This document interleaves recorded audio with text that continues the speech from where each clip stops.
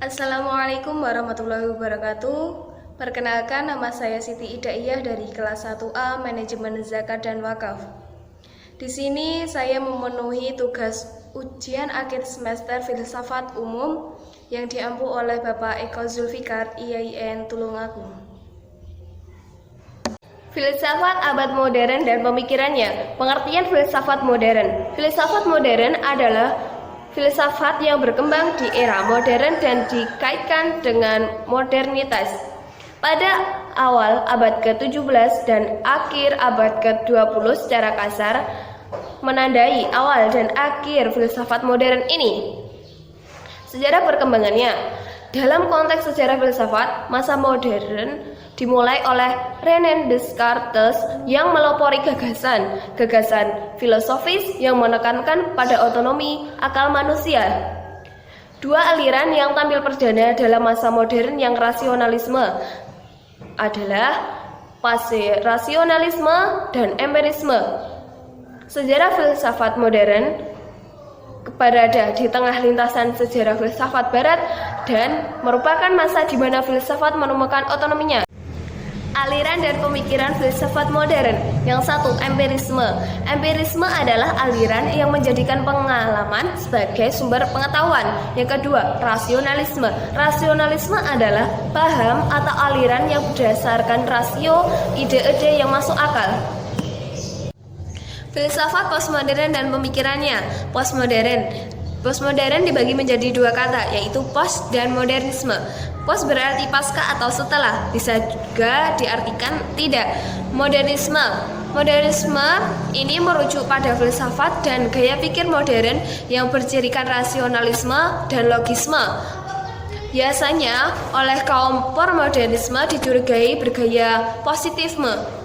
Jadi di sini postmodernisme merupakan gaya berpikir yang lahir sebagai reaksi terhadap pemikiran modernisme yang dianggap mengalami banyak kekurangan dan menyebabkan berbagai masalah kemanusiaan. Sejarah filsafat postmodern. Postmodern pertama kali muncul di Prancis sekitar tahun 1970-an. Pada awalnya postmodern lahir terhadap kritik arsitektur dan harus kita akui kata postmodern itu sendiri. Postmodern muncul sebagai bagian modernitas. Postmodern bersifat relatif, kebenaran adalah relatif. Postmodern bersifat realita atau kenyataan adalah relatif, keduanya menjadi konstruk yang tidak bersambungan satu sama lain. Salah satu jenis postmodern yang terkenal adalah gaya Memphis. Gaya ini merupakan salah satu gaya desain postmodern yang paling berpengaruh. Filsafat Barat kontemporer. Istilah filsafat Barat kontemporer pertama sekali muncul di Prancis, Jerman, dan Inggris pada abad ke-20. Kemunculannya merupakan suatu bentuk kritik terhadap perkembangan filsafat pada abad modern. Karakteristik filsafat Barat kontemporer. Yang pertama, menggunakan nilai-nilai relativitas dan nilai narasi. Yang kedua, memiliki kecenderungan yang beragam dalam pemikirannya. Yang ketiga, mengkritik logosentrisme filsafat modern yang berusaha menjadikan rasio sebagai instrumen utama. Yang keempat, berada pada jalur holistik dan dekonstruksi. Yang kelima, bebas menggunakan teori, menanggapi, dan mengkritik selama kebebasan tersebut orisinal. Filsafat bahasa. Filsafat bahasa adalah kumpulan hasil pemikiran para filsuf mengenai hakikat bahasa yang disusun secara sistematis untuk dipelajari dengan menggunakan metode tertentu. Menurut hemat Asep Ahmad Hidayat, setidaknya terdapat ilmu metode yang dapat digunakan dalam mempelajari filsafat bahasa, yaitu yang pertama, metode historis, yang kedua, metode sistematis, yang ketiga, metode kritis, yang keempat, metode analisis, dan kelima, metode intuitif. Dekonstruksi epistemologi filsafat modern. Yang pertama, strukturalisme. Yang kedua, fenomenologi. Yang ketiga, eksistensialisme. Yang keempat, pragmatisme. Yang kelima, postmodernisme. Dan yang terakhir, filsafat Islam. Dasar filsafat Islam. Pengertian filsafat. Filsafat adalah ilmu yang mempelajari dengan sungguh-sungguh hakikat kebenaran segala sesuatu serta seluruh fenomena kehidupan dan pemikiran manusia secara kritis dengan logika yang sistematis. Sedangkan yang dimaksud dengan filsafat Islam itu sendiri ialah hasil pemikiran filosof tentang ketuhanan, kenabian, kemanusiaan, dan alam yang disinari ajaran agama Islam dalam suatu aturan pemikiran yang logis dan sistematis, serta memaparkan secara luas tentang teori ada. Ontologi menunjukkan pandangannya tentang ruang, waktu, materi, dan kehidupan. Filsafat Islam berupaya memadukan antara wahyu dengan akal, antara akidah dengan hikmah, antara filsafat dengan agama, dan menjelaskan kepada manusia bahwa wahyu tidak bertentangan dengan akal. Sejarah munculnya filsafat Islam. Ketika datang ke Timur Tengah pada abad 4, Alexander Agung membawa bukan hanya kaum militer tetapi juga kaum sipil. Tujuannya bukanlah hanya meluaskan daerah kekuasaannya keluar Makedonia, tapi juga menanamkan kebudayaan Yunani di daerah-daerah yang dimasukinya. Untuk itu, ia mengadakan pembaruan antara orang-orang Yunani yang dibawanya dengan penduduk setempat. Ketika para sahabat Nabi Muhammad menyampaikan dakwah Islam ke daerah-daerah tersebut, terjadi peperangan antara kekuatan Islam dan kekuatan kerajaan Bizantium di Mesir, Suriah serta Irak, dan kekuatan kerajaan Persia di Iran. Sejarah pemikiran Islam teologi rasional yang dipelopori kaum Mu'tazilah. Kita ketahui bersama bahwasannya filsafat dibagi 3 periode. Periode pertama yang merupakan awal munculnya filsafat yaitu berasal dari Yunani, karena di sana terdapat beberapa orang-orang yang cenderung menggunakan otak sebagai landasan berpikir. Tokoh-tokoh seperti Socrates, Plato, dan Aristoteles. Periode kedua yang merupakan masa pertengahan adalah filsafat Islam. Filsafat Jawa. Filsafat dapat dikatakan menjadi 3 golongan, yaitu yang pertama metafisika. Sesuai dengan pernyataan Katsuf, istilah metafisika dipergunakan di Yunani untuk menunjukkan karya-karya tertentu Aristoteles. Istilah ini berasal dari bahasa Yunani, yaitu metafisika, yang berarti hal-hal yang terdapat sesudah fisika. Yang kedua, ontologi. Ontologi merupakan bagian dari filsafat yang paling umum. Ontologi merupakan metafisika umum yang mempersoalkan adanya segala sesuatu yang ada. Membahas apakah arti apa itu, apakah kesempurnaannya, apakah tujuan, apakah sebab dan akibat, dan apa yang merupakan dasar yang mendalam dalam setiap barang yang ada. Yang ketiga, epistemologi.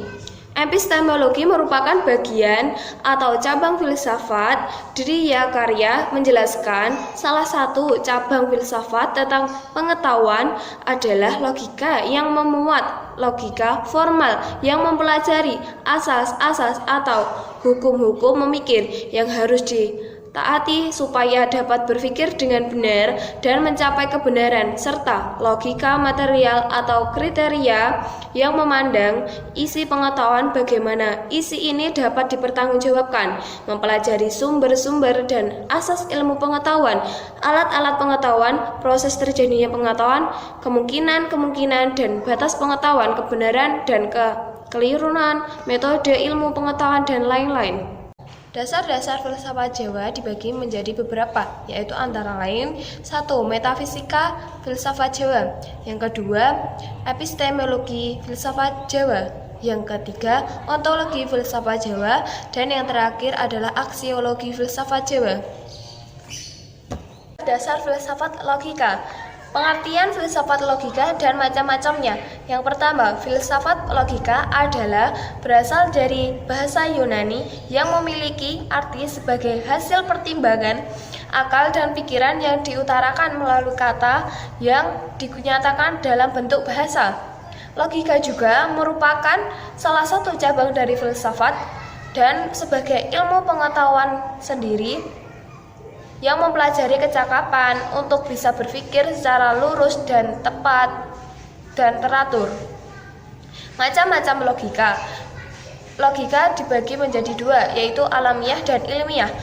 Logika alamiah adalah kesatuan dalam sistem karya pada komponen jiwa manusia yang dinamakan akal, sedangkan logika ilmiah adalah dalam faktor ini bisa menimbulkan sebuah pembelajaran baik secara keilmuan, moralitas, dan sikap. Manusia akan lebih bersikap dalam mempertimbangkan hal secara detail, mempelajari apa yang ada dalam sebuah kejadian dan menemukan alasan yang tepat yang berkaitan.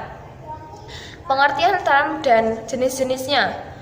Yang pertama, term adalah kata atau kesatuan kata-kata yang dapat dipergunakan sebagai subjek atau predikat dalam sebuah proposisi logika.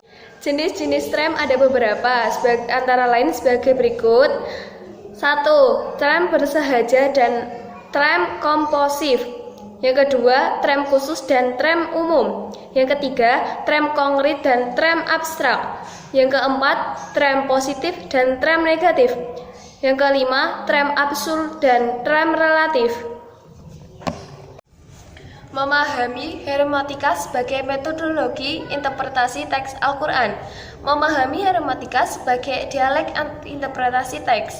Jika kita menelusuri dan mencari makna dasar hermeneutika, sebenarnya teori hermeneutika bukan teori yang dibangun oleh kalangan Islam, melainkan teori ini dibangun dan diadopsi oleh pemikiran kontemporer saat ini, karena hermeneutika dianggap sebagai pencari teks secara universal.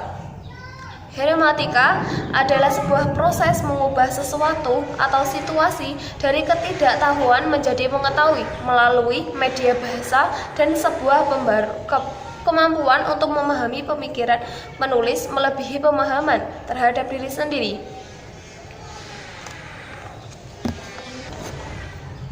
Konsep-konsep dasar hermeneutika yang telah disebutkan diantaranya adalah: yang pertama, hermeneutika sebagai teori penafsiran kitab suci. Dalam ini, hermeneutika difungsikan sebagai teks untuk memahami kitab suci. Yang kedua, hermeneutika sebagai metodologi filologi. Dalam hal ini, hermeneutika difungsikan sebagai metode pengajian teks dan menetapkan semua teks secara sama. Yang ketiga, hermeneutika secara ilmu pemahaman linguistik. Dalam hal ini, hermeneutika beralih menjadi sebuah ilmu linguistik, atau dengan kata hermeneutika difungsikan sebagai ilmu untuk memahami berdasarkan linguistik. Yang keempat, yaitu hermeneutika sebagai pondasi ilmu kemanusiaan. Dalam hal ini, hermeneutika sebagai landasan metodologi bagi humaniora. Yang terakhir yaitu hermeneutika sebagai fenomena dan seni pemahaman eksistensial. Dalam hal ini, hermeneutika difungsikan sebagai penafsiran untuk melihat fenomena keberadaan manusia itu sendiri melalui bahasa. Kajian hermeneutika berkembang sebagai sebuah usaha untuk menggambarkan teks, lebih khusus terkait mengenai pemahaman historis dan humanistika. Sekian dari saya, apabila ada kesalahan saya mohon maaf. Wassalamualaikum warahmatullahi wabarakatuh.